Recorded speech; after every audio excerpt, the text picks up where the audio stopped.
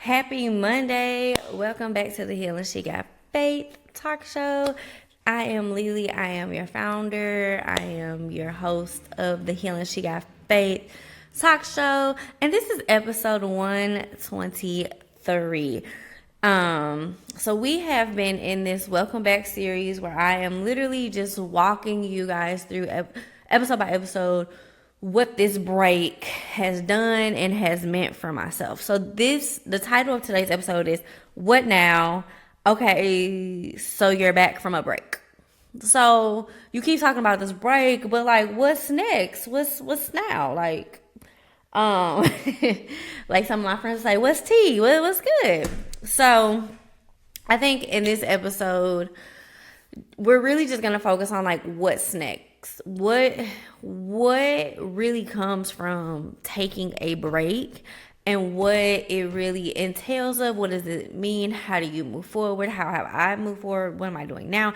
There's so many questions that come with taking a break, and also too just in life, because within taking a break there was a lot that I had to unlearn. So in this episode we're gonna discuss all of that. All right, y'all, but as always, before we get started, we will start off with our icebreaker. So I will catch you over there. All right, welcome back to episode 123's icebreaker. So we will continue to pick from the dream cards, which I picked from last week. So we picked another card from there. Last week we went through just days and observances in October, and in October there is Domestic Violence Awareness Month, and you wear purple, and that just really focuses on domestic violence awareness and victims and survivors of domestic violence. And so I went for a purple card because purple, there's a representation in that. So this card says, take in everything life has to offer, the happy and the sad. Trust that you are always where you should be and you are given the lessons you need to move forward. Take in everything life has to offer. I think I want to break this card down. Okay. Take in everything life has to offer, the happy and the sad. I think this is so important because a lot of times we focus on the bad, the good, or when things are really, really good, like we're on this high and we get so high up on this high that like when things are bad, they're really bad. And so in this season of my life, I am really, really focusing on both aspects of happy and sad, good and bad, and really just taking it all in, because to me, I'm learning that is what life is. I think so many times we ask the question, why do bad things happen to good people? Why do good things happen to bad people? And I think first and foremost, we're all human. Secondly, life. Ever since my mom died, I've came to the conclusion that life is going to life no matter what we do. Sometimes there is no control. And I know people can get into like the spiritual talk of like God and sin and wrath. That's just not my podcast. In life, there will be good and bad, no matter what you believe in, no matter what you think. I read a quote from a book to you all last week where she basically was like, there's a lady who she just believes if you stick to the plan, everything good will happen. And then there's me who I work and work and work. And you can see that like my life just wouldn't show you how good, how hard of worker I am. And that's kind of where I'm at, because I've always lived that life. Like no matter what I do, there's just always something that I'm fighting. And even though I'm like the most positive person, I think, or I try to be, I'll say, there's just always a fight. And I've just got to a place where I'm like, okay, like in life there's good and bad. In life there's happy and sad. And then, even if we look at it from a biblical standpoint, like we can see Job, we can see Joseph, we can see those stories, and we can see that they were really good people, but like bad stuff still happened, right? And so again, I don't want to get too far deep into the spiritual because that's just not this podcast. However, or whatever that word needs to be, I like this first sentence where it says, taking everything life has to offer, the happy and the sad, because it's going to come. And in my journey of grief, I've learned that, like, things are going to happen whether we like it or not. And I think that is where we have to really understand that, like, that is what's gonna happen. Like, good and bad is gonna happen. Okay. And then it says, trust that you are always where you should be. Okay, let's stop there because there's a comma. Trust that you are always where you should be. I talk about this later in the episode, and I have it in my show notes, actually, that I have started a daily practice where I have to tell myself that I trust myself. And I'm trusting myself in my day-to-day activities. I've realized that I've lacked that, and I just really have to trust myself in that. And then it says, and you are given the lessons you need to move forward. I think everything can be a lesson. I'm starting to go back to the place where, like, I really feel like a student all day, every day. I really feel like there's a lot to learn. I feel like there's a lot that I'm unlearning. And so with unlearning, there's new things to learn, which I think is a really cool place to be in life. So all in all, I believe this affirmation is just saying life is going to happen, and trust that you are going to get the lessons you need to move forward. And also, too, I think there's another side to that where you just have to be open to that, right? And there will be seasons and there will be situations where you're like, the sad is overcoming the life lesson right now. And so I just need to process that. And I just need to be at a place where, like, I cannot accept the lesson right now. So I need process. And I think that's another human part of life, is that a lot of us need time to process, and we don't like to give ourselves the process time, or there are societal standards that don't allow us the process time. And so I'm one of those people, like, it takes me a while to process things. So, like, when something just happens or someone says something to me, like, my ego wants to respond fast, but the other side is like, I just really want to process what you just said. Like, help me, please. So yeah. Take in everything life has to offer, the happy and the sad. Trust that you are always where you should be, and you are given the lessons you need to move forward. I think I just explained why it resonates, because I think this card just goes perfect with where I'm at in my season. So yeah, I like it. I resonate with it. All right, y'all. Let's go ahead and jump into the topic of the day. I'll see you over there.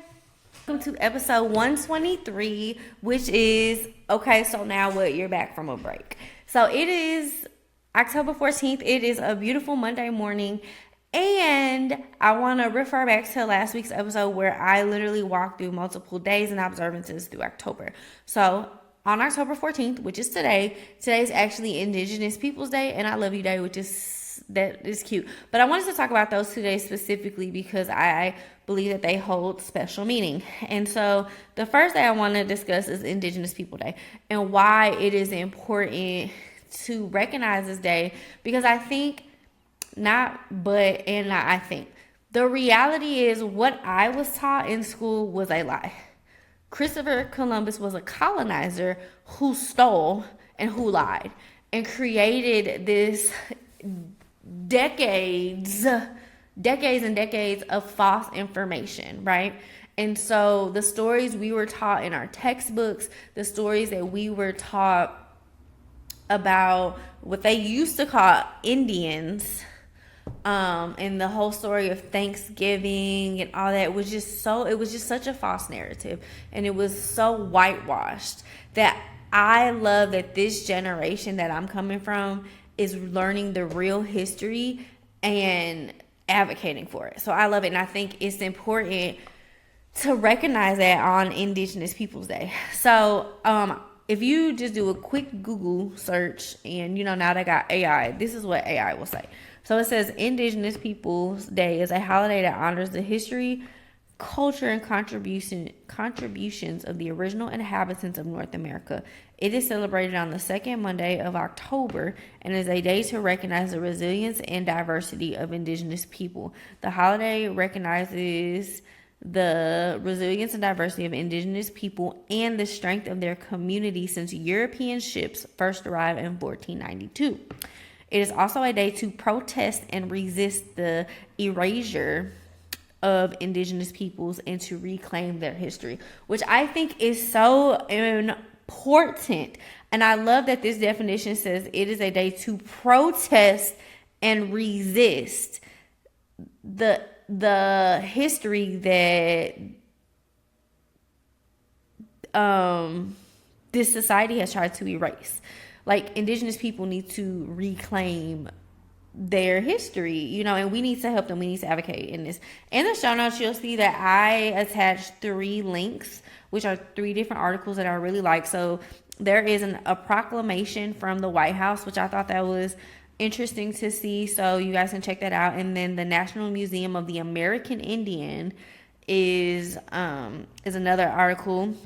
And then the Boys and Girls Club of America, I think it was of America, but the Boys and Girls Club has an article basically explaining what Indigenous Peoples Day is and what Indigenous people, explaining what Indigenous people are and how their history affects us and why we should advocate, and how parents can educate their kids. And so it's an article about how you can teach your kids, because again, textbooks are giving a totally different definition, a lie, a complete lie about the Indigenous people. And so this article explains it.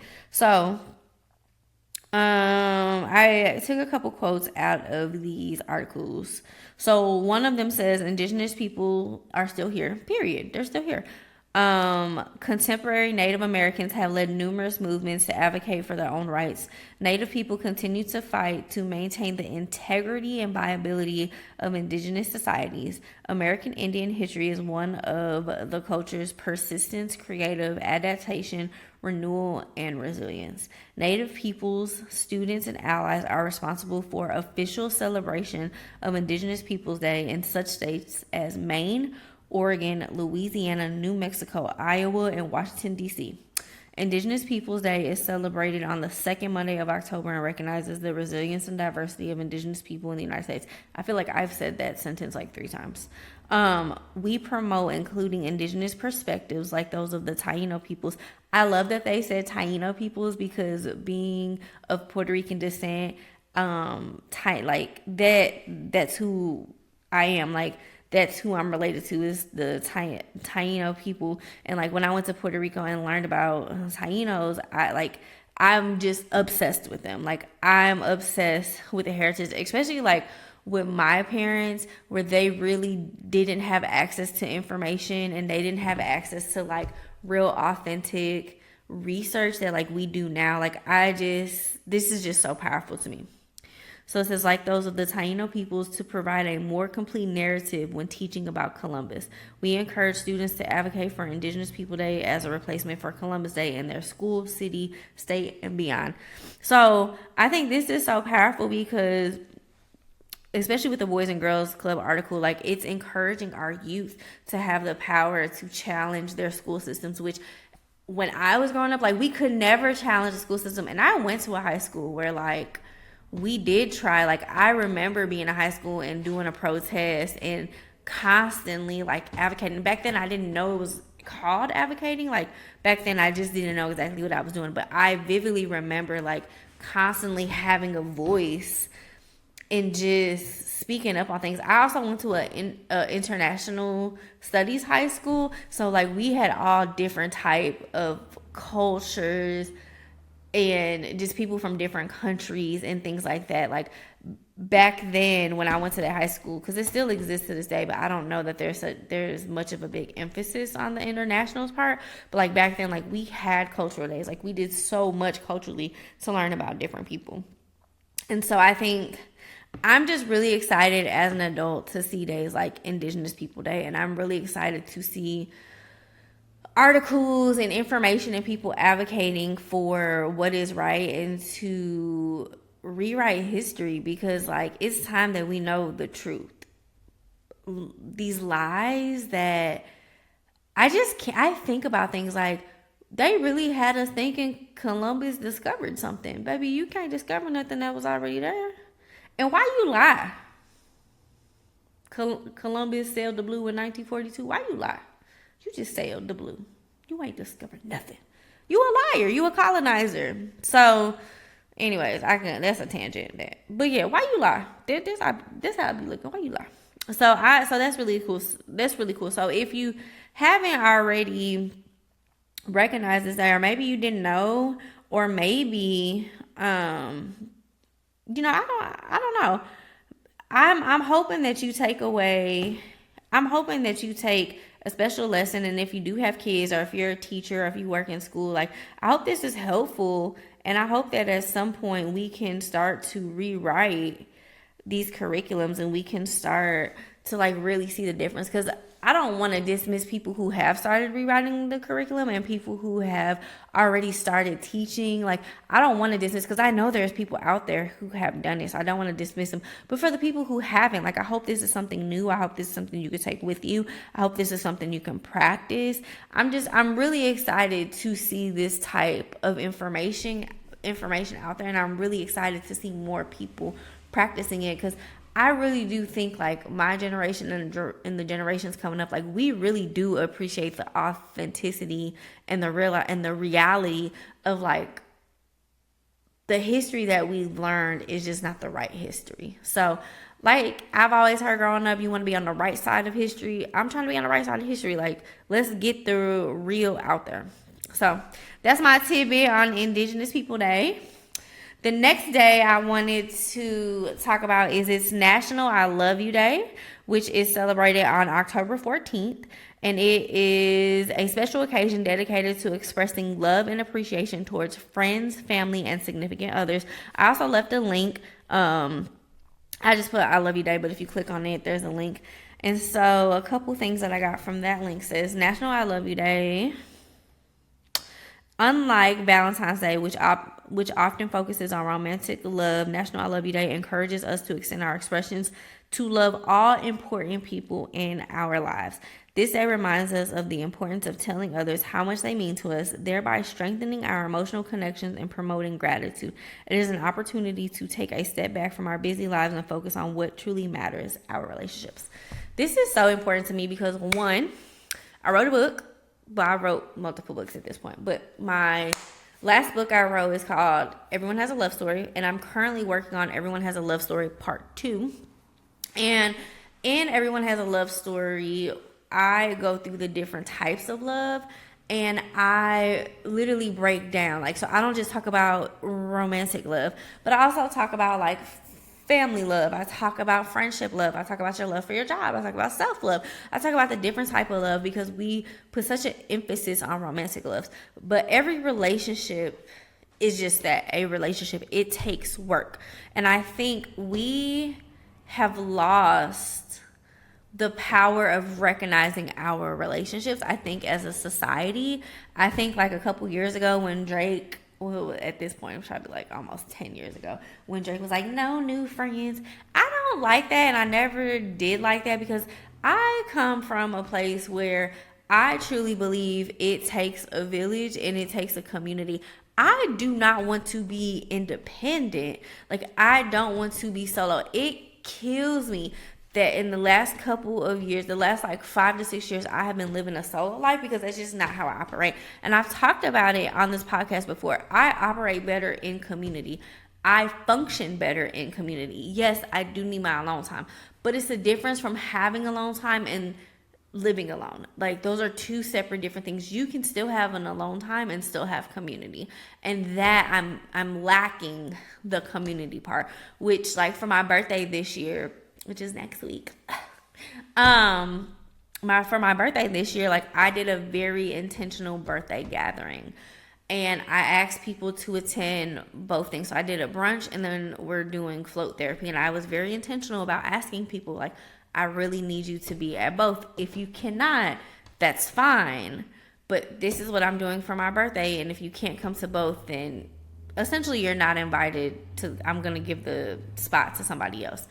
And the reason for that is because, one, my birthday's on a Sunday, and I want to celebrate on my birthday. I've always celebrated on my birthday. I don't want to celebrate the day before or the day after. I hate, and this is such an unpopular opinion, I hate when people have, like, a week-long celebration or like 3-day events, and I used to do that.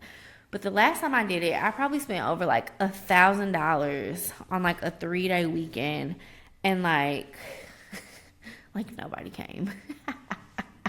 And that day I was like, I'm not gonna keep doing this. And so for me, celebrating on the day of my birthday is very crucial and important, despite what anybody has to do.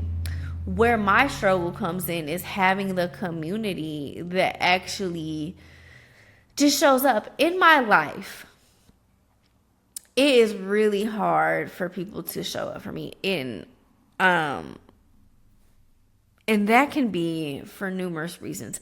I'm not mad at that. What I do get mad at is people who have a hard time showing up for me, but they constantly like call me to tell me all their bad stuff. So basically like treat me like a trash can. Two, the other thing is like people who can't show up for me but like want me to rearrange my plans. I don't like that. Like if you can't come, you can't come. That's fine. No love lost, no hard feelings. But don't try to tell me what I should or shouldn't do, especially if you're not paying or planning. I don't like that. So yeah. And I say all that to say, for my birthday, I want to create a very intentional life experience with people who choose me and I choose them. And I think I Love You Day is just so cute because like this last sentence says, it's an opportunity to take a step back from our busy lives and focus on what truly matters, our relationships. And I think in this season and in this society, in the today of things, that is what a lot of us are lacking. We are lacking that relational aspect of our life. People are hurt. People are going through traumatic things. A lot of us trauma bond and not actually build relationships. And so for that, I think just having days like I Love You Day outside of Valentine's Day is just such a cute, intentional way to really appreciate the people that you have. And I think, you know, some of us can feel really, really lonely. And for that, like, I hear you. And I'm so sorry that in this season, and maybe majority of your life, you felt very lonely. And I'm so sorry. And I empathize with you because the last, like, 6 years of my life have been super lonely. And I feel you and I hear you. And one thing for me that I'm very intentional about is I don't want to believe that people are genuinely bad. I don't want to believe that people genuinely have nothing to offer me or that people genuinely are trying to hurt me. I don't want to believe that, and I refuse to believe that. What I'm focusing on and changing my thought process to is I just haven't found my people and I'm looking for them. So I'm going to do intentional things to gravitate towards those people. And I'm going to move forward. I'm not going to sulk on the people who can't be there because we don't know why people can't be there. It could be a choice. It could be life. It could be depression. It could be anxiety. It could be suicide ideation. It could be death. It could be transition. It can be so many reasons. And it is not our job to figure out. It is our job to communicate and to extend that love and to show that love. And so for that, and also too, you got to set that boundary too, because I'm also in that season of like, I'm just no longer having the same conversation with the same people. Because at this point, there's a group of people who I've been having the same conversation for the last 5 years, and I'm just over it. So there's a boundary there for myself. They're like, hey, I see you, I hear you, I accept you, but this is what I need in this season. And if you can't give it to me, that's fine. If I can't go with you in this season, that's cool. No love lost. I'm just accepting, but I'm not going to continue to have the same conversation. So there's also that. And I think it's all still love. So I think in individual journeys, you just have to figure out, like, what are you going to fight for? Why are you going to fight for it? And is it worth it? Ooh, that made me thirsty. So, yeah. So anyways, happy Indigenous People Day and happy I Love You Day. So, oh, y'all know what? I can't believe I forgot to mention this. So last week when I went through all those days, one thing I forgot to mention was Hispanic Heritage Month. This is one of my favorite months and I celebrate it every year. So Hispanic Heritage Month is September 15th to October 15th. So tomorrow will be the last day. But I can't believe I forgot to mention it. And I'm just very, very intentional about it. One, because of my Puerto Rican heritage, my Puerto Rican mom. And when we moved to St. Louis, they have a Hispanic festival. And I just remember as a kid moving to St. No, I don't remember moving to St. Louis as a kid because I was 3. So I said that sentence wrong. I remember as a family going to the Hispanic festival with my family and it being one of the biggest things. That was something we looked forward to every year. Now they have 2. They have one in September and one in June. And I added a link to this. So there is the Hispanic festival. I think it's actually called the Hispanic Heritage Festival flag or Hispanic Festival Inc. Anyways, that's a nonprofit in St. Louis that hosts the Hispanic Festival. And they have a link, and I provided their link because they've done some really, really amazing things. They bring some really good vendors, and their whole purpose is to bring culture and celebrate the artists, the culture, the community, the different vibes and energy, and just the different talents and love that happen from the Hispanic culture, the Latino culture, and put it in one place and share about it. I did get a quote. It says, recognizing the contributions and influence of Hispanic Americans to the nation's achievements, culture, and history. And I just think it's so beautiful, and it's literally one of my favorite events ever in St. Louis, and I'm very intentional about celebrating it. Like even this year, I was actually out of town during the weekend I was going to be here, but originally we were going to leave on Friday. Instead, we left on Saturday. So that Friday, y'all know I took my butt to the Hispanic Festival, and I enjoyed it, and it was really, really good. So Hispanic Heritage Month is October 15th to October 15th, and it's all about celebrating Hispanic Americans to the nation's achievements, culture, and history. And again, I just love that we are finding the true history and celebrating it and advocating for it because it is needed, and I am so grateful for that. Okay, now that we got the random thoughts, which I really like that. I've been doing it these last 2 episodes. But now that we have that, so let's talk about being back from a break. So let's be honest. I think we get it. You took a break, you back. We get it. You're refreshed, you feel it, and I think that's another thing too. Like, I'm rejuvenated, I'm good, I'm at peace, I love where I'm at, blah, blah, blah, blah. But now what? So I think that's the question. So now what? You took a break, now what?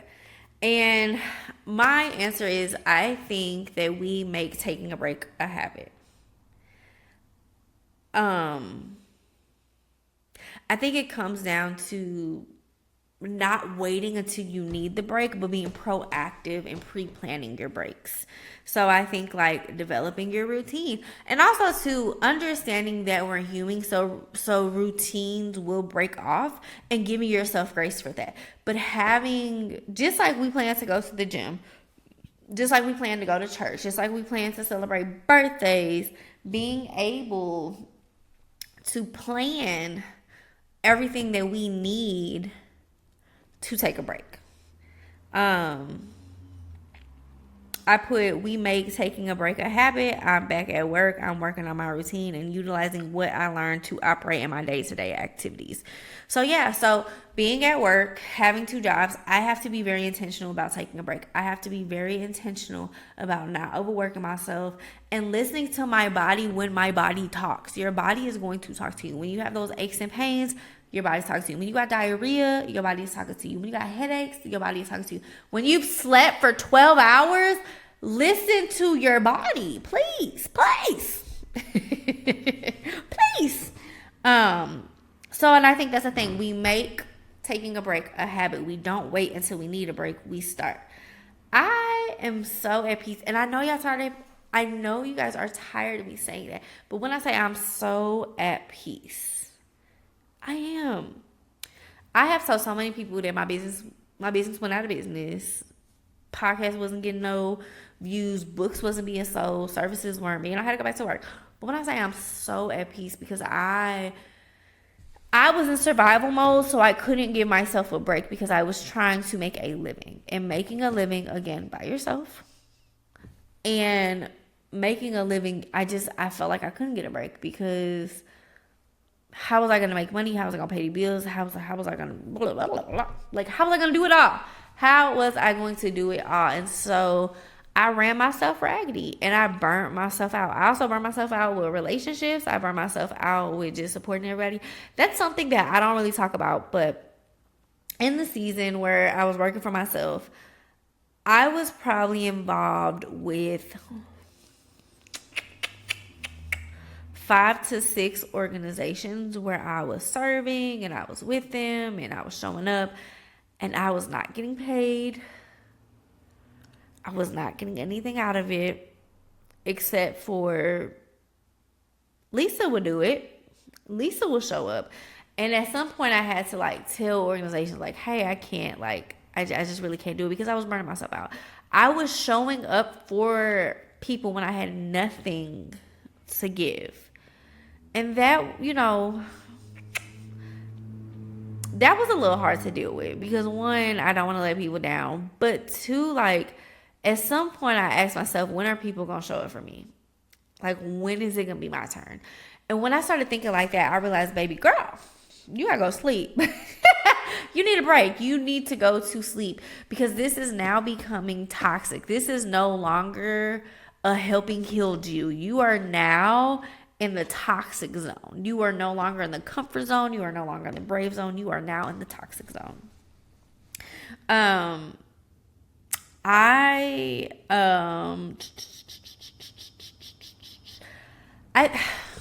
I think the reality is I went through years of sadness and depression and I was functioning out of that. And I don't think people realize like how bad it had got for me. And partly that's my fault because partly I'll like just make everything seem good. But part of that too is because when I did ask for help, like nobody was just available. Like I did ask for money and I did ask for assistance. And I remember having to ask people for groceries one time. And I remember this certain person just trying to give me financial advice, and and all I asked him was like, can you buy me a box of cereal and some milk? And I just remember like this person giving unsolicited advice that I just didn't ask for, and in that moment I just didn't need it. And that's where some of your safe spaces come from. Like there will be people who be like, okay, you asked me for help, I'm gonna give you a solution. In that moment, with as depressed and hungry I was, giving me a solution probably wasn't the best thing, because that was a moment where I really could have, lost it. I'll say that. And then I remember like in the same breath, like I text somebody else and was like, hey, like I'm really sorry to bother you. I know it's hard times, but like I have no food. I'm hungry. Can you buy me groceries and I'll watch your kid for free? And I just remember that person, no questions asked if I had any allergies, asked if I had anything specific. They went to the grocery store, brought it to my house, brought me their kid. I watched their kid and they still paid me. And they were like, listen, it's hard times. We get it. If you need anything or if this happens again, like just talk to us. Just let us know. We'll work it out with you. And I think like that's community, right? Because we all fall on hard times and we all go through certain things. And it really sucked being that much in debt because like I was debt free. Like I worked really hard to be debt free. And then to like, now I'm in a season of where I'm working really hard to be debt free again. And it just sucks because like, what? But all in all, like I'm at peace with the decision I had to make because of everything that I went through. And taking a break really set the tone for what is needed in my life. I have watched so many people not take a break, like people working 12-hour shifts, people working multiple jobs, people don't have time for their own kids, people tired, people cranky, people don't have the time to adjust, and people don't have the time to just take for themselves. And it really sucks. And so I'm at a place where like there are days that I just have to take. I just had to take. Functioning the way I was functioning in depression is really scary when I think back about it. I'm encouraged.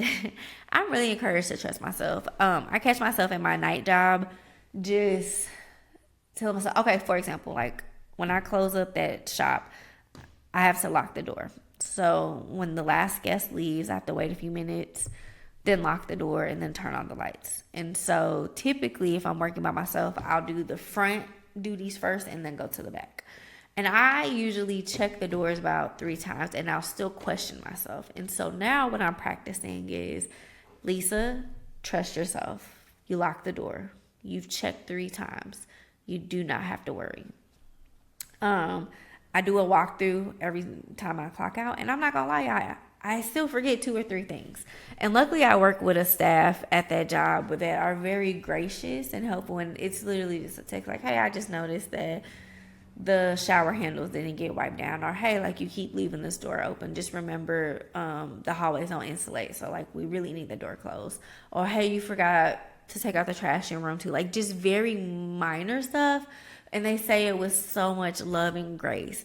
And so in this, I'm learning, hey, Lisa, trust yourself. And if you forget something, they're telling you out of love. They're not telling you to be petty. And I'm very fortunate to be in an environment like that, because people can be catty. And I've experienced it. And I'm just so gracious that I have 2 places of employment that the staff is very, very gracious when I forget things. Because I do, and I'm human, and both of these positions are really new. And I have to tell myself, like, you are fairly new. One job I've been at since May, the other job I've been at since August. You're still so new to these jobs. Yes, you're a great person, you're phenomenal, and you're still learning. And you're going to forget stuff. And somebody's going to be there to remind you. So, I just have to tell myself every day to trust myself. Trust myself that I lock the door at night. Because even at my house, like at my house, when I put the dogs to sleep and I go lay down, I will check my front and back door 15 times before I actually lay down. Girl, go lay down. You lock the door. You also have a camera on you on the front of your house. So like, you're good, trust yourself. And so I have to practice trusting myself, because everything I went through with my business, I lost trust in myself. I made some really bad business deals. I trusted the wrong contractors. I trusted the wrong business partners. I told friends my vision and they turned around and took my vision and sold it as a program. I had friends who had me do worksheets for them and never got paid. Like, I just lost trust. I felt that I was not a good judge of character, and I was so naive, and maybe I still am.